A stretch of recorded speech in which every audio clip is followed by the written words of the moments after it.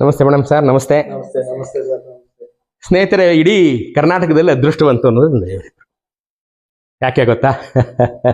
1897ರಲ್ಲಿ ಮಹಾರಾಜ ದೇವಾಂಶ ಸಂಭೂತ ರಾಜಶ್ರೀ ನಾಲ್ವಡಿ ಕೃಷ್ಣರಾಜ ಒಡೆಯರ ಸಹೋದರಿಯ ಮದುವೆನಲ್ಲಿ ಕರ್ತನಿಗೆ ಬೆಂಕಿ ಬಿದ್ದು ಇಡೀ ಅರಮನೆ ಸುಟ್ಟು ಹೋಯಿತು.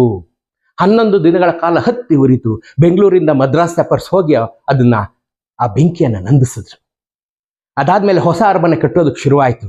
1912ರಲ್ಲಿ ಈಗ ನೀವು ನೋಡ್ತಾ ಇರತಕ್ಕಂಥ ಜಗದ್ವಿಖ್ಯಾತಿಯಾದಂಥ ಇಂದ್ರನ ನಗರಿಯಂತೆ ಕಂಗೊಳಿಸ್ತಾ ಇರತಕ್ಕಂಥ ಮೈಸೂರು ಅರಮನೆಯನ್ನು ನೀವು ನೋಡ್ತಾ ಇದ್ದೀರಲ್ಲ, 1912ರಲ್ಲಿ ಮುಗೀತು. ಮಹಾರಾಜ ನಾಲ್ವಡಿ ಕೃಷ್ಣರಾಜ ಒಡೆಯರ್ ಅದರ ಗೃಹ ಪ್ರವೇಶ ಮಾಡಿದ್ರು, ಅರಮನೆ ಗೃಹ ಪ್ರವೇಶ ಮಾಡಿದ್ರು, ಎಲ್ಲರನ್ನೂ ಕರೆದ್ರು. ಇವರ ಮುತ್ತಾತನ ತಾತರಾದಂಥ ತುಂಗ ಅದಪ್ಪ ಶೆಟ್ರು ಅಂತ ಹೇಳಿ ಅಶೋಕ ರೋಡಲ್ಲಿ ಅಂಗಡಿ ಇಟ್ಕೊಂಡಿದ್ರು. ಈಗಲೂ ಅವ್ರ ಹೆಸರಲ್ಲಿ ಅಲ್ಲೊಂದು ಧರ್ಮಛತ್ರ ಇದೆ ನೋಡಿ, ಈ ಫೋಟೋ. ತುಂಗ ಅದಪ್ಪ ಶೆಟ್ಟರು ಅರಮನೆಯಲ್ಲಿ ಚೀಫ್ ಶರಾಫ್ ಆಗಿದ್ರು. ಕರೆಕ್ಟ್ ಅಲ್ವಾ ಸರ್? ಹೆಡ್ ಶರಾಫ್ ಮೀನ್ಸ್ ಎರಡು ಒಂದೇನೆ ಶರಾಫ್ ಆಗಿದ್ರು. ಅವರು ಪ್ರಮುಖ ಆಹ್ವಾನಿತರಲ್ಲೊಬ್ಬರಾಗಿದ್ರು.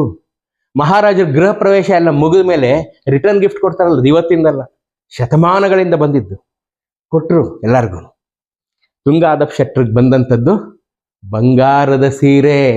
ನಿಮ್ಮ ಜೀವಮಾನದಲ್ಲಂತ ಸೀರೆ ನೋಡಿರುತ್ತೆ ನೋಡಿ. ಈಗ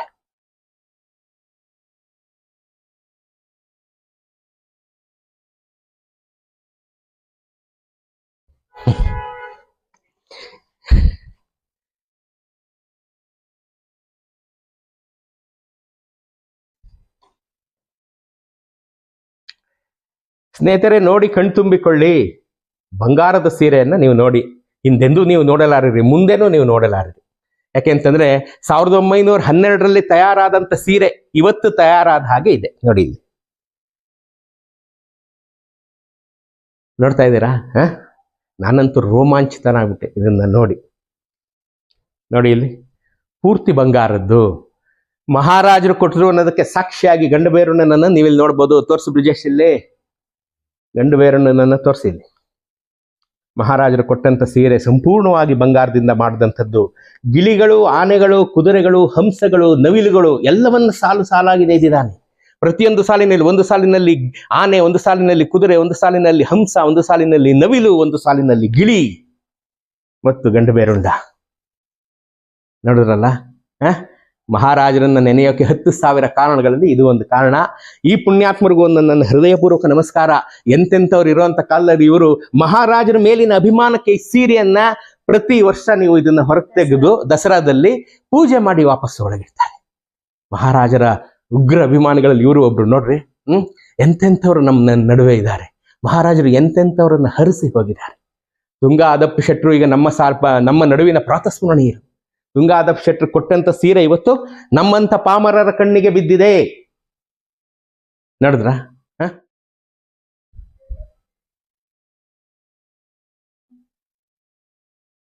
ಮೇಡಮ್ ಹೇಳಿ, ಸೀರೆ ಬಗ್ಗೆ ಹೇಳಿ. ನಮಸ್ಕಾರ, ನನ್ನ ಹೆಸರು ಸೌಮ್ಯ ಕಮಲ್ ಅಂತ. ಈ ಸೀರೆ ಬಗ್ಗೆ ಹೇಳೋದಕ್ಕೆ ಪದಗಳೇ ಇಲ್ಲ. ಬಿಕಾಸ್ ಇದು ಒಂದು ಟ್ರೆಷರ್. ಇನ್ನೊಂದು ಸ್ಪೆಷಾಲಿಟಿ ಏನಂದ್ರೆ, ಇದರಲ್ಲಿ ಸಂಪೂರ್ಣ ಅಂಬಾಮಹಲ್ ಚಿತ್ರಣೆ ಮಾಡಿರುವ ಕಂಪ್ಲೀಟ್ ಹಿಸ್ಟ್ರಿ ನಮ್ಮ ಮೈಸೂರು ಪ್ಯಾಲೇಸ್ ಈ ಸ್ಯಾರಿ ಮಾತಾಡುತ್ತೆ. ಇನ್ನೊಂದು, ಇದನ್ನ ಒಂದು ಪ್ರೂಫ್ ಅಂತಾನೆ ಕರೀತಾರೆ. This is a proof. ಏಕೈಕ ಒಂದು ಪೀಸ್ ಇಡೀ ವರ್ಲ್ಡ್ ಅಲ್ಲಿ ಇದೆ ಅಂದ್ರೆ ಇದು ಒಂದೇ ಸ್ಯಾರಿ. ಅದು ನಮಗೆ ತುಂಬಾ ಪ್ರೌಡ್ ಮೂಮೆಂಟ್. ಪ್ರತಿ ಒಂದು ದಸರಾದಲ್ಲೂ ನಾವು ಈ ಸೀರೆ ಭದ್ರವಾಗಿ ದೇವ್ರ ಮುಂದೆ ಇಟ್ಟು ಪೂಜೆ ಮಾಡಿ ಮತ್ತೆ ಎತ್ತಿಟ್ಬಿಡ್ತೀವಿ. ಹಾಗೆ ಈ ಸೀರೆ ಹೇಗ್ ಬಂತು ಅಂದ್ರೆ, ನಮ್ಮ ಯಜಮಾನ್ರವರ ಮುತ್ತಾತ ಆಗಿರುವ ಆದಪ್ಪ ಶೆಟ್ರು ಅವರಿಂದಾನೇ ಸೀರೆ ಬಂದಿರೋದು. ಅವ್ರು ಹೆಡ್ ಶರಫ್ ಆಗಿದ್ರು ಮೈಸೂರು ಪ್ಯಾಲೇಸ್ ಅಲ್ಲಿ. ಸೊ ಅವಾಗ ರಾಜರು ಮತ್ತೆ ಹೆಡ್ ಶರಫ್ ಆದ ಅವರ ತಾತ ತುಂಬಾ ಒಡನಾಟದಲ್ಲಿದ್ರು. ಒಂದು ವಾಕಿಂಗ್ ಫ್ರೆಂಡ್ಸ್ ಅಂತಾನೆ ಅವ್ರನ್ನ ಕರೀತಾ ಇದ್ರು ಅವಾಗ್ಲೂ ಕೂಡ.